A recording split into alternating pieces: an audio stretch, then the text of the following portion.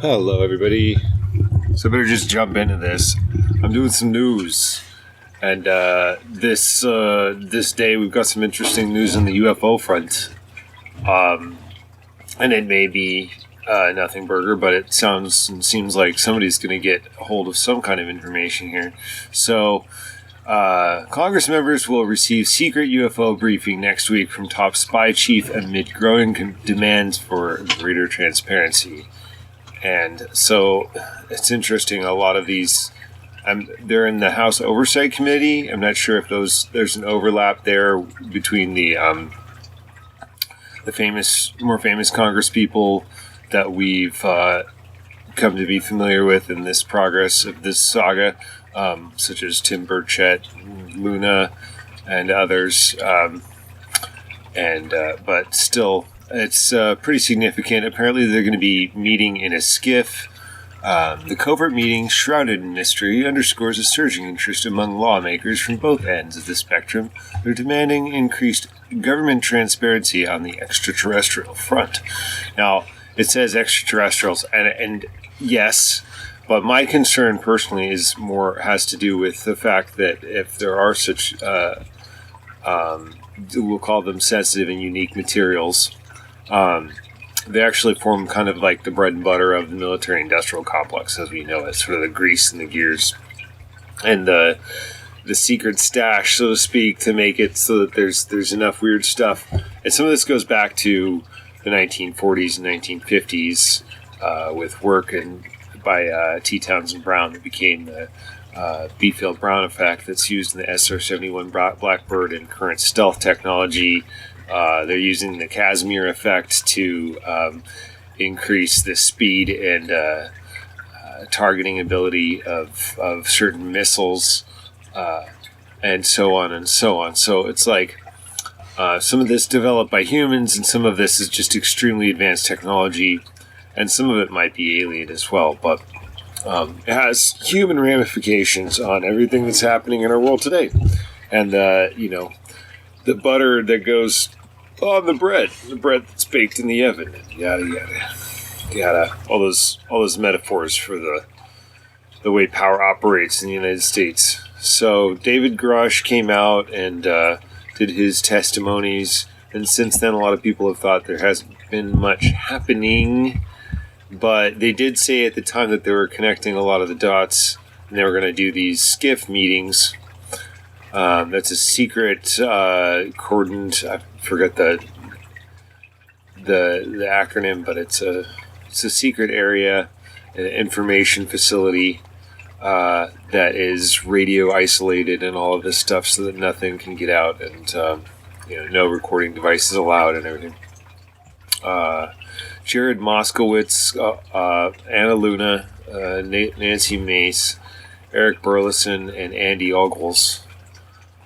Well, it's interesting. These are all Republicans. Well, except for Moskowitz. Otherwise, it seems mostly to default toward one side. And I worry at some point that's going to be used to make it partisan, just like everything else. It's really not. I remember when Alexandria Ocasio-Cortez had a pretty interesting speech about it while they were having this hearing, trying to make the pitch to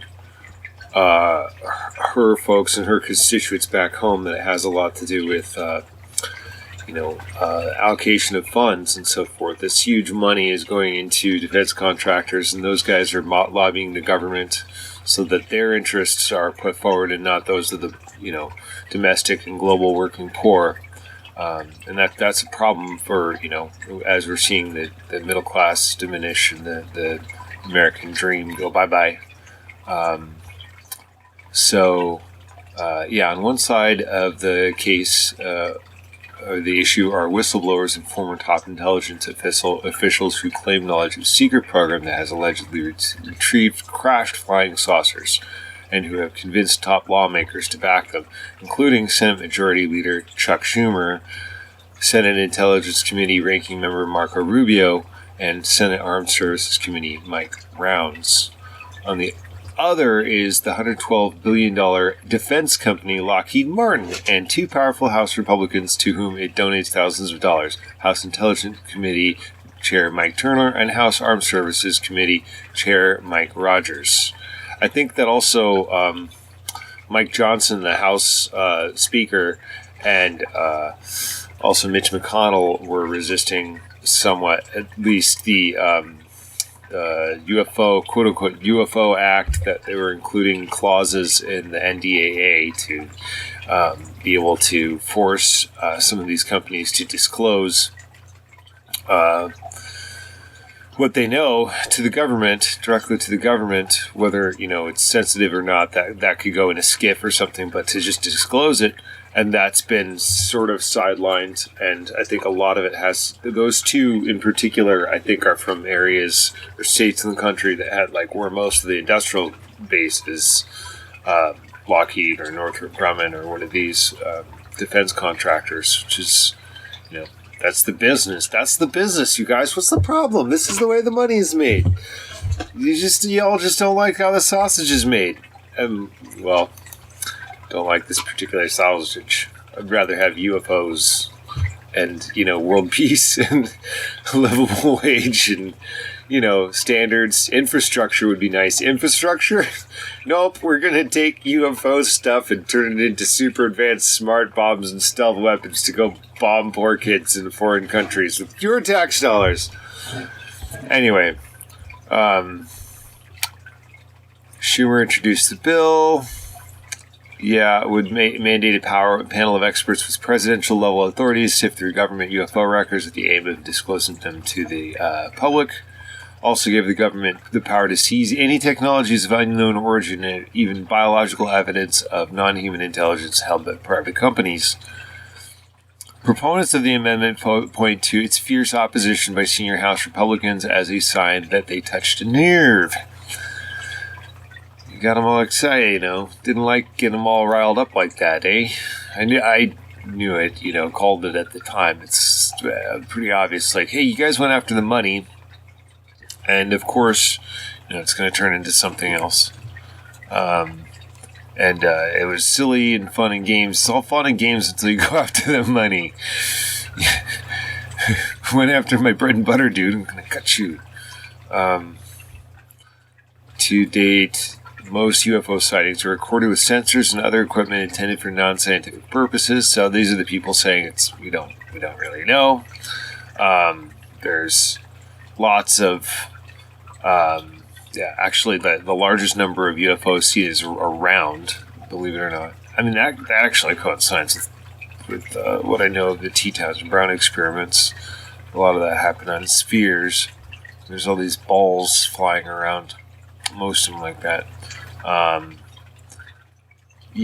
They're saying, people like Avi Loeb, not entirely incorrectly, saying that most evidence is collected from things that were not meant for duty. It's the highest, best stuff that we have. And yet, Avi is okay taking data from the Defense Department to go find his asteroid that, airburst in Papua New Guinea. So it's good for some things, not for others, Avi, right? So can't say exactly what, but that was good enough. And some of these radar systems are just as good. There's corroborative data. There's eyewitness on the ground, radar towers, air traffic controllers, all of them coinciding on one picture. So some of these things are declassified. It's funny, they drop a bunch of this stuff out that it just, they give us little things like this. This is obviously not solid state. I don't know what exactly this is, but it's goofy. Because we're already working with solid state up in here. Brendo Sapien Discord. Check it out. Okay, here we're just going into some of the history of UAP, but that they have the legit quote-unquote UAP check off these observables. Gravity-defying behavior, eerily low observability on radar or other sensors, so they're right in the edge of things, sometimes skirting actual visibility, coming in and out of actual visibility. sudden or instantaneous accelerations, hypersonic speeds without signatures like sonic booms, and so-called transmedium travel. Yeah, they go in and out of the ocean with impunity, not even a splash. And sometimes between, actually, it should say here land, because sometimes they go into land and mountains and volcanoes and stuff. And that's been seen and documented in lots of places, including places where they go into other stuff. So it's transmedium. It's truly transmedium. They quote unquote defy the notions of solidity as we think of them. And so we might be thinking or looking at any number of phenomena, including but not limited to human-created craft that may be using space-time metric engineering or just simple electrogravitics or asymmetric capacitance. This was designed in the 1950s by T. Townend Brown in his theme, and or natural phenomena that just do weird stuff. It's funny, we talk about a lot of UFO stuff gets put to plasma ball lightning, but that may or may not actually... it's put on that even though we don't really understand it. So it's like trading one unknown for another, rather strangely. That it really doesn't solve the problem. It just kicks the can down the road.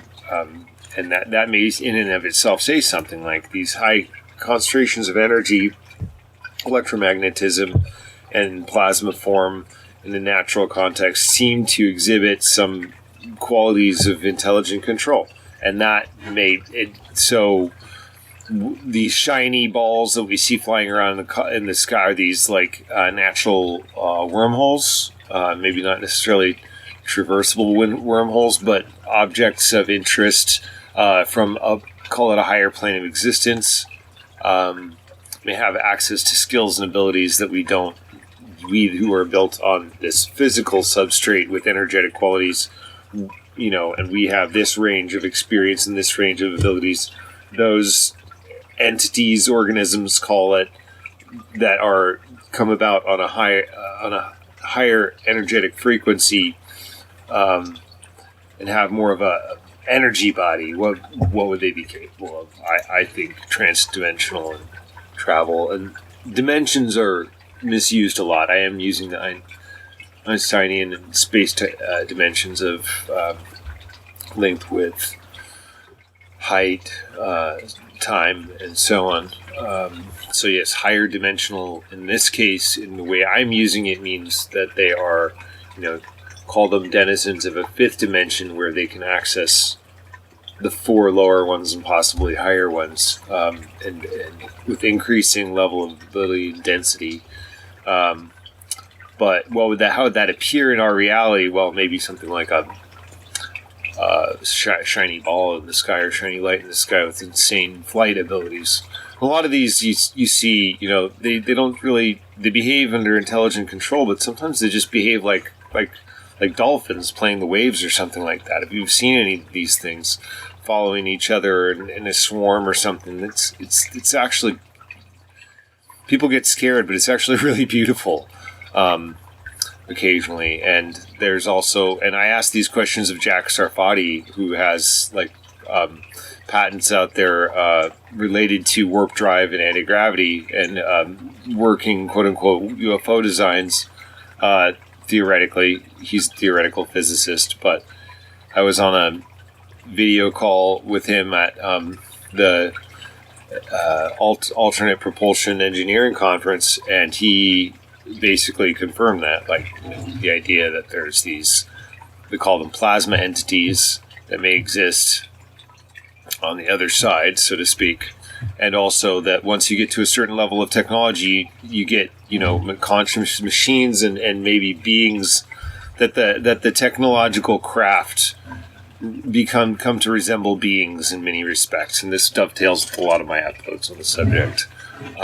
Talking about growing UFOs and self-replicating automated machines and stuff. So some of that sounds kind of scary, but if they have a telos, if they have a meaning and a purpose in their existence, that is to reproduce more of themselves without harming the environment, then we begin to look at like this kind of wave of, call them von Neumann probes, the self-replicating observers who's, realize that they're basically constitute a K1 or K2 civilization that's tasked with making sure that K0 civilizations don't blow themselves up on the way to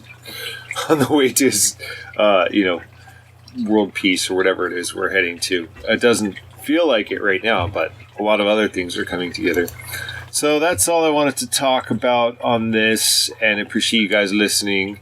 And here's another source, and this is much shorter piece on Axios confirming that Daily Mail piece, but basically says the same thing. Anyway, take it easy, folks. Thank you. Like and subscribe.